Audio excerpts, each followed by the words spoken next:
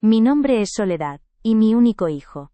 Después de robarme los ahorros que mi difunto marido y yo juntamos durante toda una vida, me dijo que ya era hora de que sirviera para algo, que llevaba años sin hacer nada de provecho. Esas fueron sus palabras exactas, clavadas en el silencio de mi salón, mientras yo le veía guardar en su bolsillo el dinero que yo tenía reservado para mi propio entierro. Fue en ese preciso instante cuando comprendí que había perdido a mi hijo para siempre. ¿Qué haríais vosotros en mi lugar? Escuchad mi historia hasta el final y decidme, ¿qué habríais hecho? Y por favor decidme desde qué ciudad me estáis escuchando, necesito saber que no estoy sola en esto. Si queréis oír más historias como esta, suscribíos al canal. Todo ocurrió una tarde de otoño, de esas en las que la luz se va pronto y la casa se queda en una penumbra que huele a recuerdos y a madera vieja. Javier, mi hijo, no paraba de moverse por el salón. Iba de un lado a otro como un animal enjaulado, con la cara desencajada y las manos sin saber dónde meterlas. Yo estaba sentada en mi butaca de siempre, la que está junto a la ventana, y le observaba en silencio. No era el niño que yo había criado, ni el joven al que pagué los estudios cosiendo hasta que se me dormían los dedos. Era un hombre de 45 años desesperado, un extraño que había venido a mi casa no a visitarme, sino a cobrar una deuda que yo no sabía que tenía con él. La tensión se podía cortar con un cuchillo, y yo solo sentía un frío que me subía desde los pies y se me instalaba en el pecho, un mal presentimiento que me decía que algo muy malo estaba a punto de pasar. De repente se paró frente a mí, y sin mirarme a los ojos soltó la bomba. Que su negocio, ese de las aplicaciones para móviles que yo nunca entendí, se había ido a pique. Que lo había perdido todo, que estaba ahogado en deudas, y que si no conseguía dinero de inmediato, se quedaría en la calle con su mujer y mis nietos. Su voz no era de súplica, sino de exigencia. Hablaba rápido, atropelladamente, como si me estuviera culpando a mí de su fracaso. Yo le escuchaba y no podía creerlo. Él, que siempre había presumido de ser un hombre de éxito, un emprendedor moderno que se reía de la vida sencilla que su padre y yo habíamos llevado, ahora estaba aquí, pidiéndome a mí, una vieja, que le solucionara la vida. Me pedía una cantidad que yo no había visto junta en mi vida, una cifra que para mí era como hablar de las estrellas del cielo. Con la voz temblorosa pero con toda la firmeza que pude reunir, le dije que no podía ayudarle. Le expliqué, con la paciencia de una madre que habla con un niño pequeño, que yo no tenía ese dinero, que los únicos ahorros que guardaba en casa eran los que Manuel, mi marido, me había dejado antes de morir. Le conté que ese dinero era sagrado, que era para pagar mi entierro y no ser una carga para nadie, y para tener algo por si me ponía enferma y necesitaba cuidados. Recuerdo que mientras se lo decía, me vino a la mente la imagen de Manuel entregándome la cajita de madera el día antes de irse. Para ti, Sole, por si acaso, me dijo con el poco aliento que le quedaba, y yo le prometí que lo cuidaría como si fuera oro, porque no era solo dinero, era su último acto de amor, su forma de seguir cuidándome incluso después de muerto. Javier ni siquiera parpadeó. Mi historia, la memoria de su padre, no le importó lo más mínimo. Se rió. Una risa seca, amarga que me heló la sangre. ¿Para tu entierro?, me dijo con un desprecio que nunca le había oído. Mamá, siempre igual, anclada en el pasado, pensando en morirte en lugar de vivir. Eres un trasto viejo, eso es lo que eres. Cada palabra fue como una bofetada. Un trasto viejo. Así me veía mi propio hijo, no como su madre, no como la mujer que le dio la vida y se la dedicó entera, sino como un mueble inútil que ocupa espacio. Sentí como algo dentro de mí, algo que había estado aguantando durante años de desplantes y olvidos, se rompía en mil pedazos. El dolor fue tan agudo que me quedé sin aire, incapaz de responderle, solo mirándole con los ojos llenos de una incredulidad que dolía más que cualquier lágrima. Y entonces, sin decir nada más, empezó a revolver mis cosas.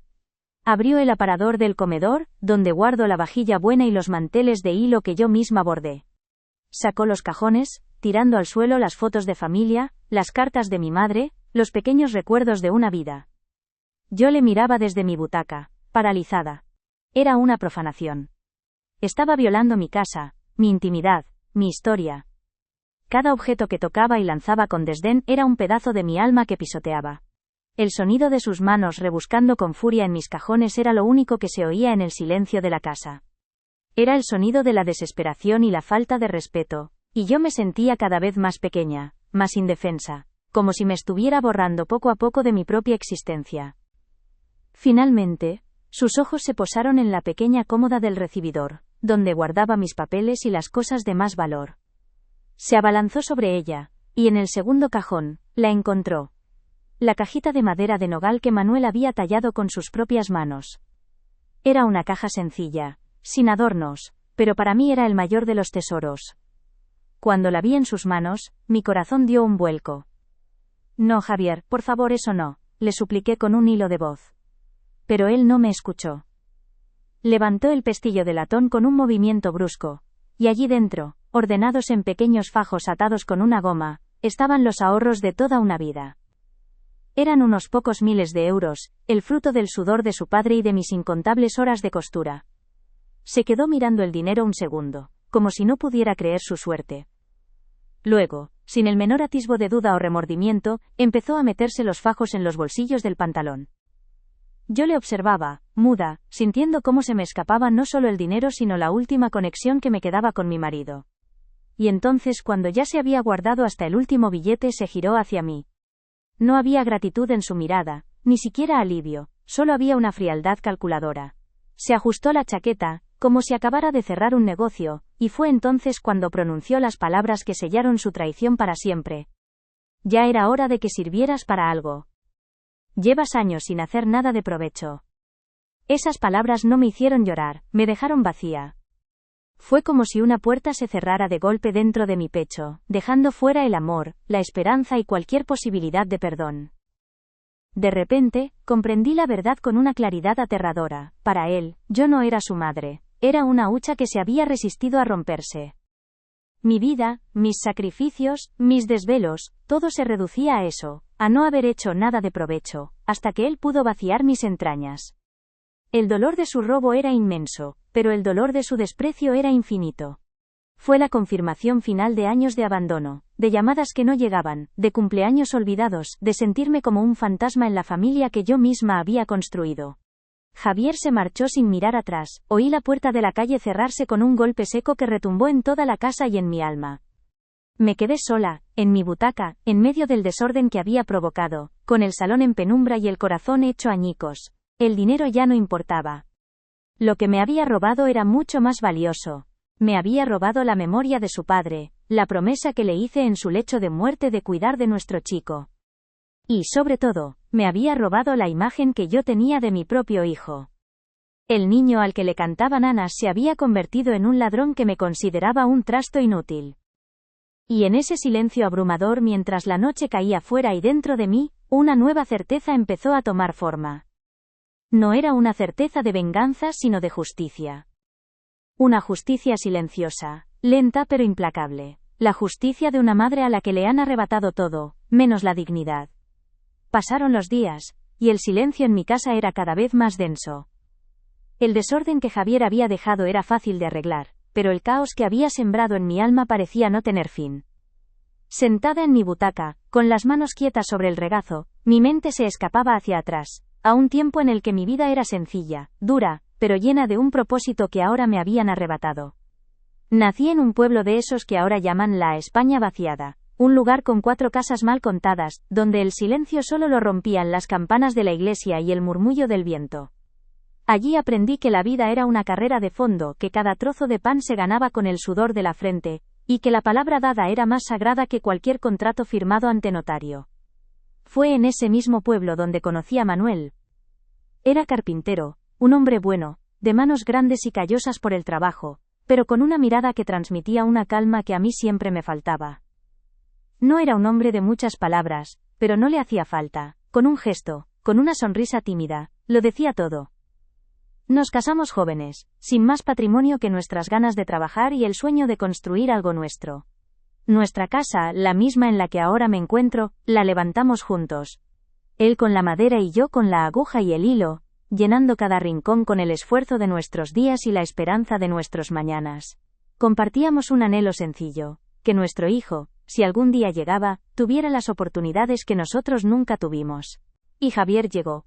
Fue como si el sol hubiera entrado por la ventana para quedarse. Llenó la casa de risas, de carreras por el pasillo y de preguntas que no siempre sabíamos responder. Manuel le enseñaba a distinguir el olor del pino del roble, y yo le remendaba los pantalones una y otra vez, porque siempre volvía de la calle con un 7 en las rodillas. Para nosotros él era el centro de nuestro universo. Todo lo que hacíamos, cada hora extra de Manuel en el taller, cada encargo de costura que yo aceptaba hasta la madrugada, era por y para él. Queríamos que estudiara, que fuera a la universidad, que no tuviera que doblar el lomo como su padre, ni dejarse la vista cosiendo como su madre. Queríamos que volara alto, aunque eso significara que nosotros tuviéramos que quedarnos en tierra. Mi taller era una pequeña habitación al fondo de la casa, siempre inundada por el olor a tela nueva y el zumbido constante de mi máquina de coser. Era mi reino. Allí, con mis dedos ágiles, convertía simples trozos de tela en vestidos de fiesta, en trajes de novia, en abrigos para el invierno. Las mujeres del pueblo y de los alrededores confiaban en mí. Sabían que mi trabajo era meticuloso, que cada puntada estaba dada con esmero. No era solo coser, era dar forma a los sueños de otras personas, a sus ilusiones para un día especial. Y cada peseta que ganaba, cada billete que guardaba en una vieja lata de galletas, tenía un solo destino: la educación de Javier. Era un pacto silencioso que Manuel y yo habíamos sellado sin necesidad de palabras. Recuerdo las noches de invierno, con Manuel ya dormido y la casa en silencio, y yo a la luz de un flexo, terminando un vestido para una boda. El frío se me metía en los huesos, y el cansancio me pesaba en los párpados, pero pensaba en Javier, en su futuro, y encontraba fuerzas para dar una puntada más, y otra, y otra. Nunca me compré un vestido nuevo para mí. Siempre remendaba los míos, aprovechando retales que sobraban de otros encargos. Manuel a veces me reñía. «Sole, cómprate algo bonito, que te lo mereces», me decía. Pero yo le sonreía y le respondía que mi mayor lujo era ver a nuestro hijo con libros nuevos bajo el brazo. Esa era mi verdad, y no me arrepentía. Cada sacrificio era una inversión en su felicidad. Con el tiempo, los gastos crecían. El instituto, los viajes de estudios, las actividades extraescolares. Javier era un chico listo, y nosotros queríamos darle todas las herramientas para que triunfara. Empezó a hablar de ir a la universidad en la capital, de estudiar una carrera de esas modernas de informática, algo que a nosotros nos sonaba chino. El coste de la matrícula y la vida en la ciudad era un dineral, una cantidad que se escapaba a nuestras posibilidades por mucho que trabajáramos. Una noche, viendo la preocupación en la cara de Manuel, tomé una decisión que nunca le conté a nadie. Fue mi mayor secreto, mi sacrificio más doloroso, y también mi mayor acto de amor. Guardaba en mi joyero una única pieza de valor, un medallón de oro fino que había sido de mi madre, y antes de mi abuela. Era lo único que me quedaba de ellas. Un lazo tangible con mis raíces. Recuerdo el peso frío del oro en mi mano la mañana que decidí venderlo. Fui a la capital en el primer autobús, con el corazón encogido, y entré en una joyería del centro. El hombre tras el mostrador lo pesó, lo examinó con una lupa y me ofreció una cantidad que, en ese momento, me pareció una fortuna. Era exactamente lo que necesitábamos para el primer año de matrícula de Javier. Acepté sin dudar, aunque sentí como si me estuvieran arrancando un trozo de piel. Salí de allí con el dinero en el bolso y un vacío en el pecho que nunca se ha llenado del todo. Esa tarde, cuando le di el dinero a Manuel, le dije que había sido un buen año, que una clienta importante me había hecho un encargo muy grande y me había pagado por adelantado. Él me creyó, o quiso creerme. Se le iluminó la cara de tal manera que cualquier sentimiento de culpa que yo pudiera tener se desvaneció. Vimos a Javier hacer la maleta, lleno de ilusiones y proyectos, y sentimos el orgullo más grande que unos padres pueden sentir. Nuestro hijo iba a ser un hombre de provecho, un hombre con estudios, alguien importante. Le vimos marchar en el tren, despidiéndonos desde el andén, hasta que el vagón se convirtió en un punto diminuto en el horizonte. En ese momento, sentí que todo el esfuerzo había merecido la pena. Los años pasaron. Javier terminó la carrera con buenas notas, encontró un buen trabajo, y poco después nos presentó a Mónica. Era una chica de ciudad, muy moderna y elegante. Al principio intenté que me quisiera, le hice un vestido para su pedida de mano, le enseñé a hacer mis croquetas, las que tanto le gustaban a Javier. Pero pronto me di cuenta de que para ella, yo era poco más que un estorbo, una reliquia de un pasado rural que no encajaba en su vida de diseño. Su boda fue por todo lo alto, en un restaurante carísimo. Manuel y yo nos gastamos una parte importante de nuestros ahorros en el cubierto y en un regalo que estuviera a la altura. Nos sentimos un poco fuera de lugar, como dos pájaros de campo en una jaula de oro, pero ver a nuestro hijo feliz, era lo único que importaba. Después llegaron los nietos, 2 niños preciosos a los que apenas pude disfrutar. Las visitas se fueron espaciando. Al principio, venían a comer los domingos. Yo me pasaba la mañana entera en la cocina, preparando sus platos favoritos. Pero luego empezaron las excusas, que si los niños tenían partido, que si habían quedado con unos amigos, que si estaban muy cansados. Las comidas de los domingos se convirtieron en una llamada corta a media tarde, y con el tiempo, ni eso. Yo entendía que tenían su vida, una vida ajetreada y llena de compromisos, pero el corazón de una madre no entiende de lógicas, solo de ausencias. Y la ausencia de mi hijo y de mis nietos se convirtió en una compañera constante en mi soledad. Manuel lo llevaba peor que yo, aunque no lo dijera. Le veía mirar el teléfono, esperando una llamada que no llegaba. A veces, en un arranque de orgullo decía, si no llama, es que está bien, no hay que molestarlo. Pero yo sabía que por dentro se le estaba rompiendo algo. Él, que había dedicado su vida a que a su hijo no le faltara de nada, ahora se sentía como un mueble viejo arrinconado en el desván. La distancia no era solo física, era una distancia emocional, un abismo que se abría entre su mundo y el nuestro. Nosotros seguíamos siendo los mismos, los del pueblo, los del trabajo manual, y ellos eran el futuro, un futuro en el que nosotros ya no teníamos cabida. Unos años después Manuel enfermó, fue un golpe rápido y cruel. El cáncer se lo llevó en pocos meses. Javier vino a verlo un par de veces al hospital, siempre con prisa, siempre con el móvil en la mano. Recuerdo la última conversación que tuve con mi marido. Apenas le quedaba un hilo de voz, pero sus ojos seguían teniendo la misma calma de siempre. Me agarró la mano con la poca fuerza que le quedaba y me hizo prometerle una cosa. Cuida de nuestro chico, Sole, me susurró. Prométeme que cuidarás siempre de él, que no le faltará nunca nada. Se lo prometí con el alma rota en 1000 pedazos, sin saber que esa promesa se convertiría en la cadena más pesada que tendría que arrastrar. Tras la muerte de Manuel, el silencio en casa se volvió ensordecedor. El taller de carpintería se quedó mudo. Y el olor a madera fresca fue reemplazado por un aroma a polvo y a olvido. Mi única compañía era mi máquina de coser. Seguía aceptando encargos, más por mantener la mente ocupada que por necesidad. El dinero que Manuel me había dejado, junto con mis pequeños ahorros, era suficiente para vivir con austeridad. Javier vino al entierro, por supuesto. Estuvo correcto, distante, como un conocido que viene a dar el pésame. Recibió su parte de la pequeña herencia, una cantidad de dinero que a nosotros nos había costado una vida reunir, y se marchó de nuevo a su vida, dejándome sola con mi duelo y mis recuerdos. Los años que siguieron fueron una lenta procesión de días iguales. Mi vida se redujo a la casa, al pequeño huerto y a las visitas esporádicas de alguna vecina. Las llamadas de Javier eran cada vez más infrecuentes. A veces pasaban meses sin que supiera nada de él. Para mi 75 cumpleaños, me envió una de esas felicitaciones genéricas por correo, una tarjeta con flores impresas, y una firma que parecía hecha con prisa. Llegó con 3 días de retraso. No lloré. Ya no me quedaban lágrimas para esas cosas. Simplemente guardé la tarjeta en un cajón, junto a las fotos de cuando era un niño, y seguí con mi vida, o con lo que quedaba de ella.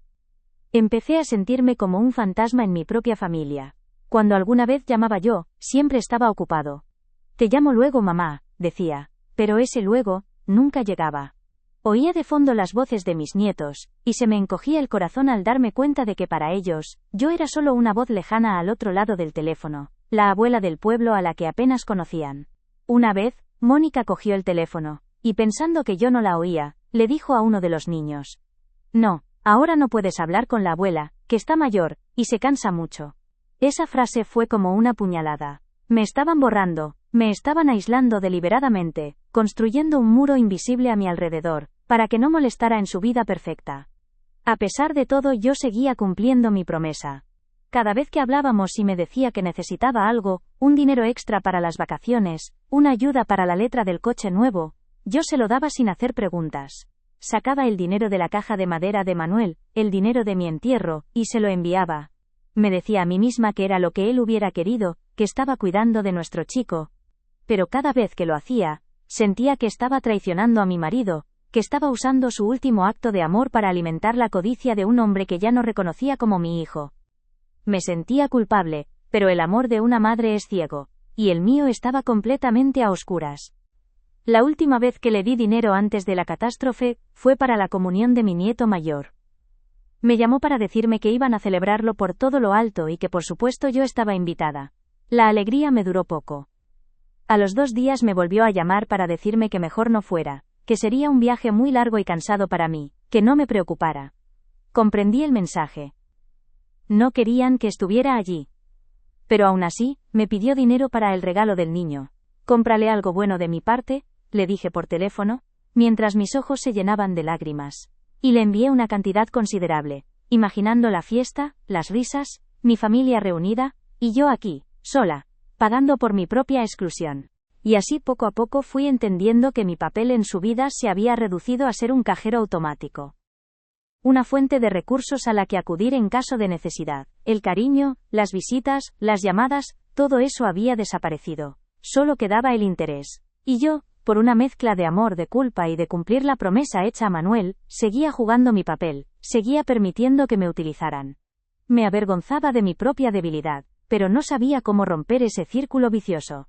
Quería creer que en el fondo, en algún rincón de su corazón, todavía quedaba algo del niño al que había criado.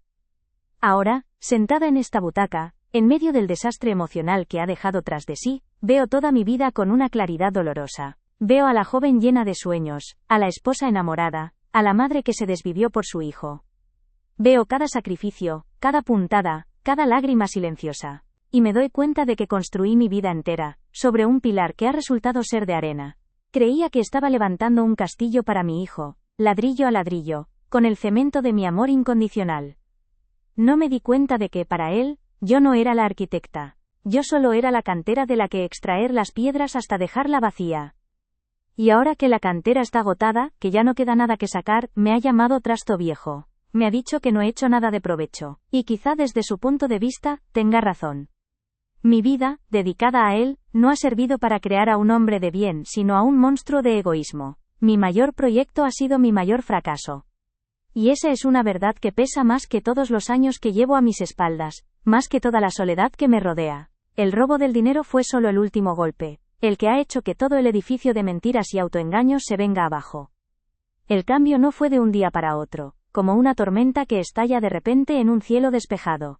Fue más bien como la humedad que se filtra poco a poco en una pared, manchándola sin que te des cuenta hasta que el desconchón es tan grande que ya no tiene remedio. Todo empezó a torcerse cuando Javier se casó con Mónica. Al principio, yo intenté quererla como a una hija.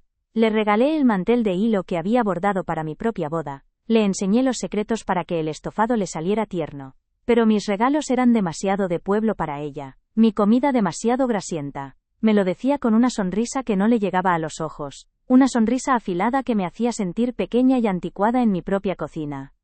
Javier al principio me defendía. Mamá lo hace con todo su cariño, Mónica, le decía. Pero la gota de agua siempre acaba horadando la piedra. Y las quejas constantes de su mujer fueron calando en él. Dejó de defenderme, y empezó a justificarla. Es que Mónica está acostumbrada a otro tipo de cosas, mamá. Tienes que entenderlo. Son otras costumbres. Y yo me preguntaba qué costumbres eran esas que te hacían despreciar un plato de comida hecho con amor, o un regalo tejido con el tiempo y la vista de una madre. Empecé a darme cuenta de que mi hijo hablaba con las palabras de ella, pensaba con las ideas de ella, ya no era mi Javier. Era el marido de Mónica. Las visitas de los domingos, que para mí eran el faro que iluminaba mi semana, empezaron a espaciarse. Antes venían sin avisar, llenando la casa de ruido y alegría. De repente, todo tenía que ser con cita previa, como si yo fuera el médico. Te llamamos el jueves y te confirmamos, mamá. Y llegaba el jueves, y la llamada era para cancelar. Que si el niño tenía un cumpleaños, que si Mónica tenía jaqueca, que si habían decidido ir a un centro comercial a pasar el día. Las excusas eran cada vez más peregrinas, pero yo asentía por teléfono, tragándome la decepción para no parecer una carga, para que no pensaran que era una vieja egoísta que no entendía su ajetreada vida moderna. El golpe más duro fue cuando nacieron los niños. Yo soñaba con ser abuela, con acunar a mis nietos, con cantarles las mismas nanas que le cantaba Javier. Pero Mónica me lo puso muy difícil. Apenas me dejaba cogerlos. Cuidado, mamá, que no tienes fuerza. No le des besos, que le pasas los gérmenes. Me trataba como si fuera una amenaza para sus hijos, como si mi vejez fuera una enfermedad contagiosa. Y Javier a su lado callaba. Ese silencio de mi hijo, esa falta de defensa, me dolía más que cualquier palabra hiriente de ella. Me sentía como una extraña mirando a su propia familia a través de un cristal invisible. Una tarde, en una de sus escasas visitas, Mónica decidió que la salita necesitaba un toque moderno. Sin preguntarme, quitó de la mesita el tapete de ganchillo que había hecho mi madre, y lo sustituyó por un posavasos de diseño frío y minimalista. Mucho mejor así, ¿verdad, Sole?, dijo, llamándome por mi nombre de pila como si fuéramos amigas de toda la vida. Miré el tapete arrugado que había dejado sobre una silla, un objeto que para mí guardaba el tacto de las manos de mi madre, y sentí que no solo había quitado un adorno. Había arrancado un pedazo de mi historia, para poner en su lugar un trozo de nada, un objeto sin alma, que representaba perfectamente el mundo en el que ahora vivía mi hijo. Las comidas familiares se extinguieron del todo. El último domingo que vinieron recuerdo que pasé 2 días cocinando, hice cordero asado, croquetas, pimientos rellenos, todos los platos que a Javier le encantaban de niño. Cuando se sentaron a la mesa, Mónica apenas probó bocado. Estoy a dieta, dijo, mientras le daba al niño un potito que había traído en el bolso. Javier comió con desgana, mirando el móvil a cada rato. Se fueron pronto, dejando las fuentes casi llenas, mientras recogía la mesa, con la comida enfriándose, y el silencio pesando como una losa, comprendí que ya no cocinaba para mi hijo. Cocinaba para un fantasma, para el recuerdo de un niño que ya no existía. Mi 70 cumpleaños lo pasé sola, me habían dicho que vendrían a comer.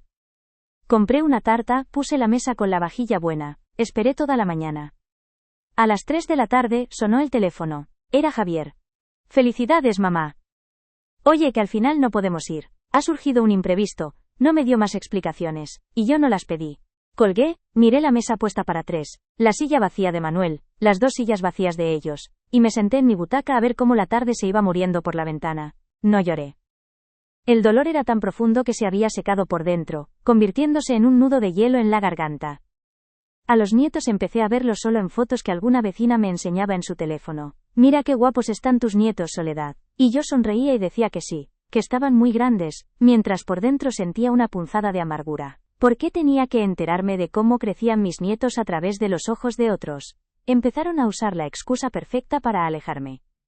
La abuela está muy mayor, se cansa. Se lo decían a los niños, y los niños, claro, se lo creían. Cuando alguna vez conseguía hablar con ellos por teléfono, sus voces eran distantes, tímidas. Yo era para ellos una figura lejana, casi mitológica, la abuela del pueblo a la que nunca veían. El dinero se convirtió en el único lazo que nos unía. Las llamadas de Javier empezaron a seguir siempre el mismo patrón. Primero, una pregunta rápida y sin interés. ¿Qué tal estás, mamá? Y antes de que yo pudiera responder, venía el verdadero motivo de la llamada. Oye, te llamaba porque andamos un poco justos este mes. Es que Mónica quiere cambiar los muebles del salón. Es que al niño se le ha antojado una consola nueva. Y yo, recordando la promesa que le hice a Manuel en su lecho de muerte, iba a la cajita de madera y sacaba lo que me pedía. Me sentía una tonta, pero el miedo a perder el poco contacto que me quedaba era más fuerte que mi orgullo. Cada vez que le daba dinero sentía que estaba traicionando la memoria de su padre. Manuel había guardado ese dinero con un propósito sagrado, mi tranquilidad, y yo lo estaba usando para financiar los caprichos de una mujer que me despreciaba y la debilidad de un hijo que había perdido el norte. Me consolaba pensando que lo hacía por él, para que no tuviera problemas, para que fuera feliz. Pero en el fondo de mi corazón, sabía que no le estaba ayudando. Le estaba enseñando que yo era un pozo sin fondo, una fuente inagotable de la que podía beber siempre que tuviera sed, sin dar nunca nada a cambio. Una vez, intenté recuperar mi antiguo papel. Mónica se quejó por teléfono de que se le había roto la cremallera de un vestido carísimo. Tráemelo, hija, que yo te lo arreglo en un momento, le ofrecí con ilusión. Se echó a reír. Una risa que me atravesó el alma. ¡Ay, Soledad, qué graciosa eres! Por lo que cuesta el arreglo me compro otro nuevo. En esa frase estaba todo su desprecio. Mi oficio, el trabajo de mis manos que había pagado los estudios de su marido, era para ella una antigualla inútil. Algo ridículo. Colgué el teléfono y miré mis manos, mis dedos deformados por tantos años de empujar la aguja. Por primera vez en mi vida, me sentí avergonzada de ellas. El abismo entre su vida y la mía se hizo insalvable. Yo vivía con mi pensión de viudedad, contando cada céntimo, remendando mi ropa hasta que ya no admitía un pespunte más. Ellos, mientras tanto, se iban de vacaciones a sitios exóticos, compraban coches que yo solo veía en las revistas, y vestían a mis nietos con ropa de marca. No me importaba su dinero, que lo disfrutaran con salud. Lo que me mataba era la mentira, el cinismo de pedirme a mí, a la pobre viuda del pueblo, que les ayudara a pagar su lujoso tren de vida mientras a mí me negaban una simple visita, una llamada de cariño. Empecé a sentirme invisible. Como si mi existencia solo se materializara cuando necesitaban algo de mí. El resto del tiempo, yo no existía. Dejé de contarles mis cosas, mis pequeños achaques, la alegría que me daba cuando florecía el geranio del patio. ¿Para qué? Sabía que no me escuchaban. Javier había desarrollado una habilidad pasmosa para decir, ajá, sí, claro, mientras su mente estaba a 1000 kilómetros de distancia.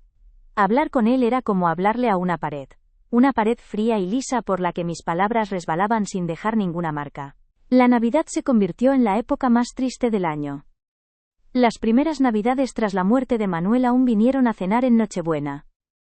Pero al año siguiente, decidieron que era mejor que yo fuera a su casa. Me sentí como una invitada de compromiso en una fiesta que no era la mía. Al tercer año, me dijeron que se iban a esquiar a los Pirineos, por los niños. Me dejaron sola, con la única compañía de los villancicos que sonaban en la radio del vecino. Esa noche, cené un trozo de pan con queso, mirando la silla vacía de mi marido, y por primera vez en mucho tiempo, lloré. Lloré por él, por mí y por el hijo que habíamos perdido en algún punto del camino. Dejaron de invitarme a los actos importantes de los nietos, las funciones del colegio, los partidos de fútbol, las fiestas de cumpleaños. La excusa era siempre la misma: es que es mucho jaleo para ti, mamá, es que te vas a cansar. Me estaban protegiendo, decían. Pero yo sabía que no me protegían a mí, se protegían a ellos de la vergüenza de presentar a su madre, la vieja del pueblo, a su círculo de amistades modernas y sofisticadas. Querían la foto de familia perfecta, y yo, con mi vestido de flores y mis zapatos gastados, desenfocaba la imagen. El punto de inflexión, el momento en que la venda se me cayó de los ojos del todo, fue un día cualquiera en el supermercado del pueblo de al lado. Yo estaba en la sección de las verduras cuando los vi entrar por la puerta. Javier, Mónica y los dos niños. Mi corazón dio un vuelco de alegría. Iba a ir a saludarlos, a abrazar a mis nietos, cuando vi que Javier me había visto. Nuestras miradas se cruzaron durante un segundo. Vi la sorpresa en sus ojos, y después, el pánico. Y entonces hizo algo que jamás podré olvidar. Giró bruscamente el carro de la compra y se metió por otro pasillo, casi corriendo, arrastrando a su familia con él, como si hubiera visto a un fantasma. Me quedé allí, de pie, con un manojo de acelgas en la mano, sintiendo cómo el frío del suelo se me subía por las piernas hasta congelarme el corazón. No me había saludado. Había huido de mí, en el espacio anónimo de un supermercado, delante de desconocidos. Mi propio hijo se había avergonzado de mí, hasta el punto de preferir fingir que no me conocía. Fue una humillación silenciosa, pública y devastadora. Más cruel que cualquier insulto, más dolorosa que cualquier grito. Fue la constatación de que para él, yo ya no era su madre. Era un problema, una mancha en su expediente, un secreto que era mejor esconder. Volví a casa caminando como un autómata. No recuerdo el camino. Solo recuerdo el peso de la bolsa de la compra, y el peso aún mayor de la certeza que se había instalado en mi alma. Todo el amor, todos los sacrificios, toda mi vida dedicada a él, se habían reducido a eso, a un encuentro furtivo en el pasillo de las legumbres, a una mirada de espanto y a una huida cobarde. Ya no había excusas que valieran, ni autoengaños que pudieran consolarme. La verdad era esa, cruda y brutal. Mi hijo me había abandonado mucho antes de robarme el dinero. El robo fue solo la firma al final de un largo contrato de desamor. A partir de ese día, dejé de llamar. Si él no quería saber nada de mí, yo no iba a seguir arrastrándome por un poco de su atención. El teléfono enmudeció. Pasaron las semanas, y no hubo ni una llamada, ni un mensaje. El silencio era la prueba definitiva de que mi ausencia no le importaba. Seguramente, para él fue un alivio. Ya no tendría que inventar excusas, ni soportar mis conversaciones sobre el tiempo o el huerto. Se había librado de la vieja, del trasto inútil que le recordaba de dónde venía. Fue en ese silencio donde empecé a entender la promesa que le hice a Manuel de otra manera. Cuida de nuestro chico. Quizá cuidar de él no significaba darle todo lo que pidiera, sino enseñarle el valor de las cosas. Y en eso, había fracasado estrepitosamente. Al protegerle tanto, al allanarle tanto el camino, le había convertido en un hombre débil, un egoísta incapaz de afrontar sus propios problemas sin correr a refugiarse bajo las faldas de su madre. Mi amor le había hecho daño. Y esa culpa se sumó al dolor del abandono, creando una herida que parecía no tener fondo. La soledad en la casa se hizo casi sólida. Podía sentirla en el aire, en el polvo que se acumulaba en el taller de Manuel, en el eco de mis propios pasos sobre las baldosas. A veces me encontraba hablándole a mi marido, contándole mis penas como si él estuviera sentado en su sillón de siempre. Ay, Manuel, si tú vieras en lo que se ha convertido nuestro niño. Y me parecía escuchar su voz tranquila respondiéndome. Ten paciencia, Sole, la vida siempre pone a cada uno en su sitio. Y poco a poco, en medio de esa desolación, algo nuevo empezó a crecer dentro de mí. Una especie de calma fría, de lucidez. Ya no sentía la necesidad de justificarlo, ni la pena por mí misma. El amor incondicional que había sentido por él, se había transformado en una decepción tan vasta como el océano. Me di cuenta de que había pasado toda mi vida cuidando de los demás, de mis padres, de mi marido, de mi hijo. Y en el proceso, me había olvidado de cuidar de la persona más importante, de mí misma. Esa nueva lucidez me dio fuerzas. Miré a mi alrededor, a mi casa, la casa que habíamos levantado Manuel y yo con nuestras propias manos. Miré mi taller de costura, el lugar donde había tejido los sueños de otros y el futuro de mi hijo. Y comprendí que mi vida no era un fracaso. Mi vida había sido digna, trabajadora y honesta. El fracaso no era mío, era de él. Él era el que había despreciado sus raíces. El que había cambiado el amor verdadero por el brillo falso del dinero y las apariencias. Empecé a sentir una extraña serenidad. El dolor seguía ahí, pero ya no me paralizaba. Era como el dolor de un miembro amputado, una ausencia que siempre estaría conmigo, pero que no me impediría seguir caminando. Ya no esperaba su llamada. Ya no anhelaba su visita. Había aceptado que la familia que yo había construido se había derrumbado. Y sobre esas ruinas, tenía que empezar a construir algo nuevo. Algo solo para mí. Fue en este estado de ánimo, en esta especie de paz desolada, cuando Javier apareció de nuevo en mi puerta. No le veía desde el incidente del supermercado, habían pasado meses. Cuando le abrí, vi en su cara la misma desesperación que había visto en sus ojos aquel día entre los estantes de galletas. No venía a pedir perdón. No venía a ver cómo estaba su madre. Venía una vez más a pedir. Venía a exigir. Y esta vez, no se conformaría con un poco de dinero. Esta vez venía a por todo. La evolución de su abandono había sido un camino largo y lleno de pequeñas traiciones. Cada cumpleaños olvidado, cada llamada no devuelta, cada visita cancelada, habían sido un peldaño más en la escalera que le llevó hasta mi salón aquella tarde de otoño. No se convirtió en un ladrón de la noche a la mañana. Se fue convirtiendo poco a poco, con cada mentira, con cada gesto de desprecio, con cada euro que me sacaba sin el menor remordimiento. El robo de los ahorros de su padre no fue un acto aislado de desesperación, fue la consecuencia lógica de años de egoísmo. Fue la culminación de un proceso en el que me fue despojando de todo. Primero de mi tiempo, luego de mi cariño, después de mi dignidad, y finalmente de lo único material que me quedaba como recuerdo de su padre. Me había vaciado por dentro mucho antes de vaciar la caja de madera. Así que cuando se plantó delante de mí, con esa frialdad en la mirada, y me dijo que yo era un trasto viejo que no servía para nada, no me sorprendió. En el fondo, era lo que llevaba años diciéndome con sus silencios, con sus ausencias, con su desdén. Esa frase fue solo la verbalización de lo que yo ya sabía. Que en la vida que él se había construido, yo era un estorbo. Y los estorbos, o se tiran, o se aprovechan hasta que se rompen del todo. Y yo en ese momento me sentí rota, pero también sentí otra cosa, una claridad absoluta. Vi al hombre en el que se había convertido mi hijo, y por primera vez, no sentí pena, ni amor, ni culpa, no sentí nada. Era un extraño que estaba profanando mi casa y la memoria de su padre. Y en ese vacío, en esa nada emocional, nació la decisión que lo cambiaría todo para siempre. La historia de nuestro alejamiento no es una historia de grandes dramas, sino de pequeñas muertes cotidianas. La muerte de las comidas de los domingos, la muerte de las llamadas de cariño, la muerte del respeto, y todas esas pequeñas muertes habían abonado el terreno para la gran traición. Él creía que yo era débil, una vieja a la que podía pisotear sin consecuencias. No sabía que la madera vieja, la que ha aguantado el sol y la lluvia durante años, es la más dura de romper. Y mientras él metía las manos en la caja de Manuel, yo ya no era la madre que lloraba por su hijo perdido, era Soledad.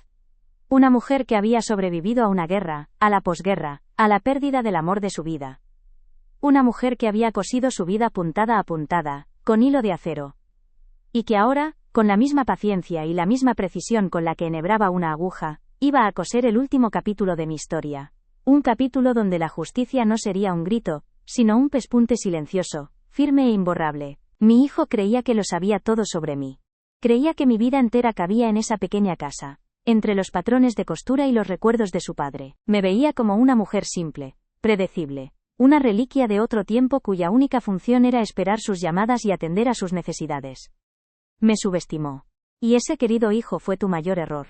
No supiste ver que el silencio de una madre a veces esconde más secretos que el mar profundo.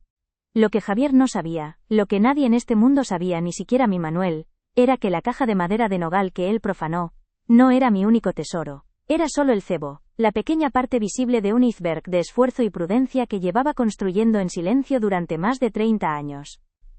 Todo empezó mucho antes de que Javier naciera. En mis inicios como modista, mi fama de trabajadora y discreta llegó a oídos de una clienta muy especial. Se llamaba doña Elvira, la viuda de un industrial importante que vivía recluida en una gran finca a las afueras del pueblo.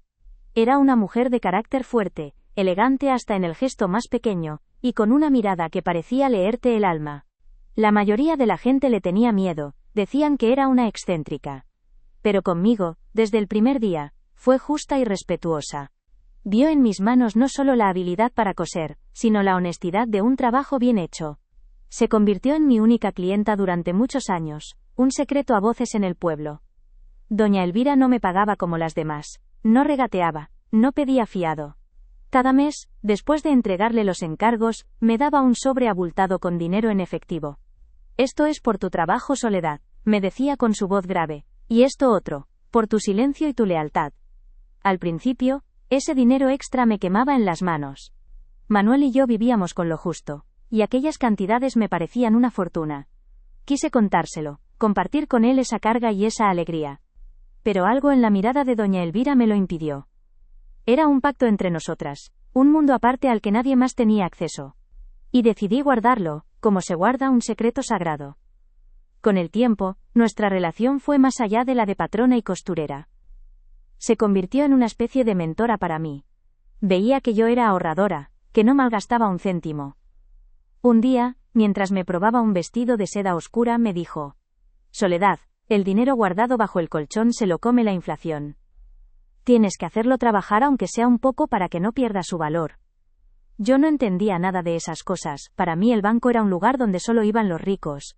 Pero ella, con una paciencia infinita, empezó a enseñarme. Me hablaba de cosas sencillas, de pequeñas inversiones de bajo riesgo, de letras del tesoro, de fondos que eran seguros como una roca. Empecé a seguir sus consejos con miedo, con la sensación de estar haciendo algo que no me correspondía. Con una parte de ese dinero, abrí una cuenta en un banco de la capital de provincia, un banco donde nadie me conociera. Iba una vez cada varios meses, en el primer autobús de la mañana, como si fuera a una cita clandestina. El resto lo guardaba en una caja de metal oculta en el fondo del taller, detrás de unos fardos de tela viejos que nadie había tocado en décadas. Nadie sospechó nunca. Para todos yo seguía siendo Soledad, la modista del pueblo, la mujer de Manuel, la que siempre iba con el mismo abrigo remendado. Doña Elvira murió hace 15 años. Unas semanas después de su entierro, recibí la carta de un notario.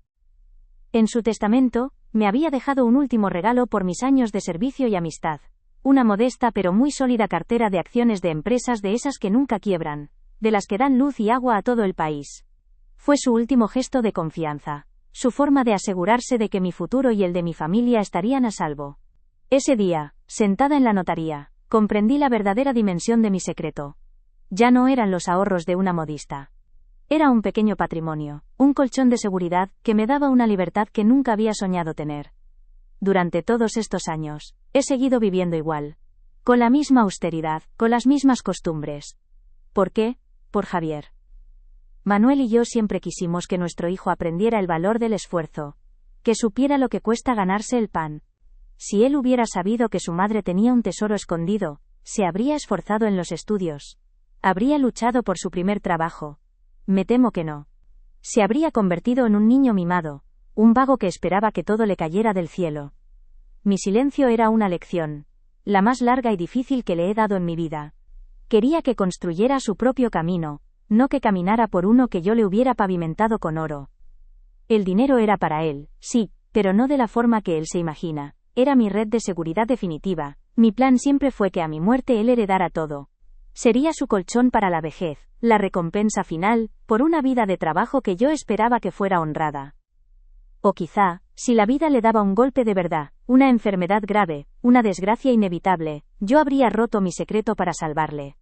Era un seguro de vida, un último acto de amor de madre. Pero estaba destinado a ser un premio al mérito, o un rescate en la tragedia.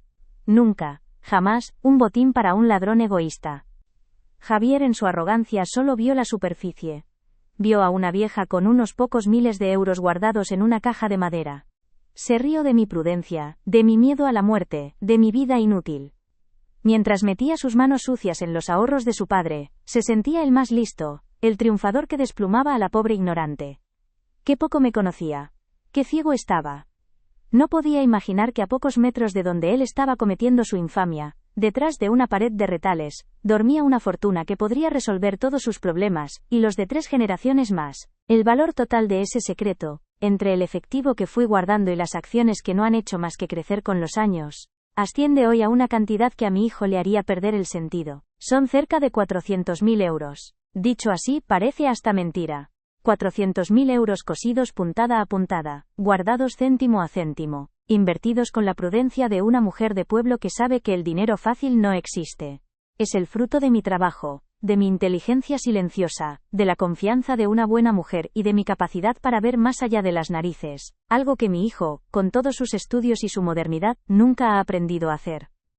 Mi hijo me llamó trasto viejo, un objeto inútil, y quizá, en su mundo de apariencias y de dinero rápido, lo sea. Pero los trastos viejos a veces guardan sorpresas. A veces, la sabiduría no está en los libros de la universidad, sino en las manos callosas y en la mirada serena de quien ha vivido mucho y ha callado más. Él creyó que me lo quitaba todo, que me dejaba en la ruina, vacía y despojada. Pero lo único que consiguió fue demostrarme que mi decisión de mantener el secreto había sido la más acertada de mi vida. Me demostró que no estaba preparado, que nunca lo estaría. Esa tarde, después de que se marchara con su botín miserable, no sentí solo dolor, sentí una especie de liberación. El peso del secreto, que había llevado sobre mis hombros durante tantos años, se aligeró. Ya no tenía que protegerle. Ya no tenía que guardarle ese tesoro para un futuro que él mismo se había encargado de destruir. Él había roto el pacto. Había profanado la memoria de su padre, había despreciado el sacrificio de su madre. Y con ello, había renunciado a su herencia, a la verdadera herencia, mucho antes de saber que existía.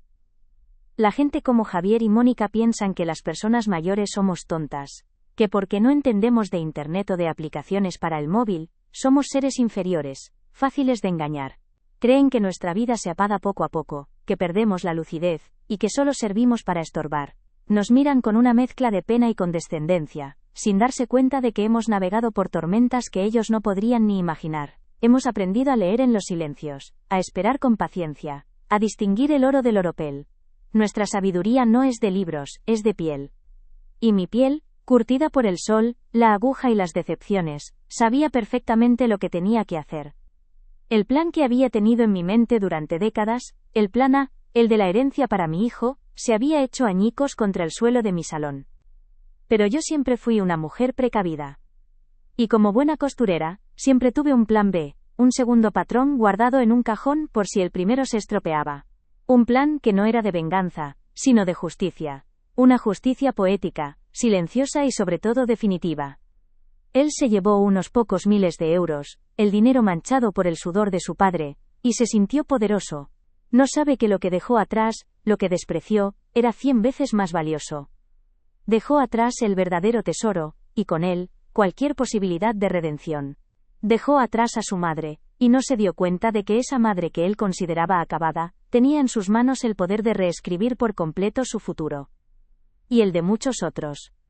La revelación de este secreto no es un acto de orgullo, es un acto de supervivencia, es la constatación de que mi vida no ha sido en vano. Mi trabajo, mi esfuerzo, mi sacrificio, no merecen acabar en las manos de un desagradecido que lo malgastaría en coches caros y en cenas para impresionar a gente que no le importa. Mi legado, el legado de Manuel y Soledad, el carpintero y la modista, merecía un destino mejor. Un destino a la altura de los valores con los que habíamos vivido. Así que con la misma calma con la que enhebraba una aguja empecé a trazar el nuevo patrón de mi vida. Ya no había un hijo al que proteger, ni una promesa que me atara a un futuro que no iba a existir. Solo estaba yo, Soledad, una mujer de 80 años con un secreto, una casa llena de recuerdos y una última misión que cumplir. La misión de asegurarme de que el fruto de mi vida sirviera para algo de verdadero provecho. Javier creía que yo era débil, una presa fácil, pero se equivocaba. Una madre herida es el animal más peligroso que existe, no por su fuerza, sino por su inteligencia, por su capacidad de esperar, de observar, de encontrar el momento justo para dar el golpe de gracia. Y mi momento había llegado. Él había movido su pieza, había cantado victoria antes de tiempo. Ahora me tocaba mover a mí. Y en este tablero de ajedrez que es la vida, la vieja reina que él daba por muerta, estaba a punto de hacer jaque mate. La ironía de todo esto es casi cruel. Me robó el dinero de mi entierro, el dinero para mi final, sin saber que con ese acto estaba sentenciando su propio futuro y abriendo la puerta a mi verdadero principio. El principio de mi libertad, de mi dignidad recuperada. Me quitó una pequeña cantidad de dinero, pero me devolvió algo mucho más valioso, el control sobre mi propio destino. Y ese es un regalo que, por increíble que parezca, le voy a agradecer siempre.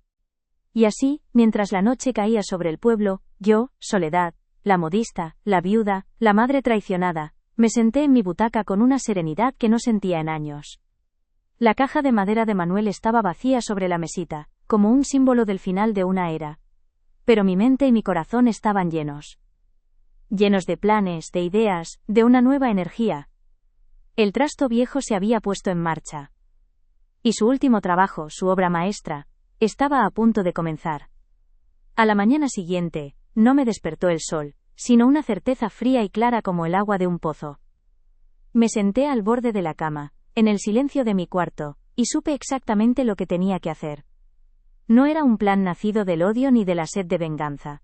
La venganza es un fuego que te consume por dentro, y yo ya no tenía nada que quemar. Era algo mucho más simple y mucho más puro. Era un acto de amor propio. Un acto de lealtad hacia Manuel y hacia la mujer que fui. Mi vida no había sido inútil.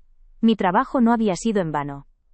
Y no iba a permitir que el fruto de tanto sacrificio terminara financiando la vida vacía de un hombre que me había despreciado. Mi promesa a Manuel no era darle a nuestro hijo todo lo que quisiera, sino cuidar de él. Y a veces, la mejor forma de cuidar a alguien es ponerle un límite, enseñarle que los actos tienen consecuencias. 2 días después, cogí el primer autobús a la capital de provincia, el mismo que cogí hace años para ir al banco en secreto. Me puse mi mejor vestido, el que usaba para las bodas y los bautizos, y me presenté en el despacho de un abogado del que me habían hablado muy bien, un hombre serio y discreto. Al principio, don Alejandro me miró por encima de sus gafas con esa mezcla de amabilidad y prisa que tienen los hombres importantes. Seguramente pensó que venía a consultar algo sobre mi pensión. Pero cuando empecé a hablar, con voz tranquila pero firme, su expresión cambió. Le conté solo lo necesario, sin dramas ni lágrimas, y le expuse mi plan. Vi la sorpresa en sus ojos pero también vi respeto. No me trató como a una vieja senil sino como a una clienta con las ideas muy claras. Esa mañana por primera vez en mucho tiempo me sentí poderosa. No por el dinero sino por la decisión. El primer paso fue redactar un nuevo testamento. Don Alejandro escribía en su ordenador mientras yo le dictaba mis últimas voluntades. Cada palabra era un ladrillo en el nuevo muro que estaba construyendo a mi alrededor, un muro para protegerme. Desheredo a mi único hijo Javier García López, por causas de maltrato psicológico y abandono. La ley estaba de mi parte, me explicó el abogado. Lo que mi hijo había hecho era más que suficiente. Cuando firmé aquel papel, mi mano no tembló. Sentí como si me estuviera quitando un peso de encima, que llevaba años arrastrando. No era el acto de una madre que deja de querer a su hijo. Era el acto de una mujer que por fin empezaba a quererse a sí misma. El lazo de sangre no podía ser una cadena perpetua. El segundo paso era la casa, esta casa. El lugar donde nacieron mis sueños, donde crié a mi hijo, donde amé a mi marido y donde me rompieron el corazón. Javier siempre la había dado por sentada. Era la casa del pueblo, ese lugar al que volvería cuando se cansara de la ciudad, su herencia de piedra y tejas. Pero ya no era su casa. Era la mía. Y decidí que no quería pasar mis últimos años paseando entre fantasmas, recordando en cada rincón una risa que se había vuelto un eco hueco, un amor que se había podrido.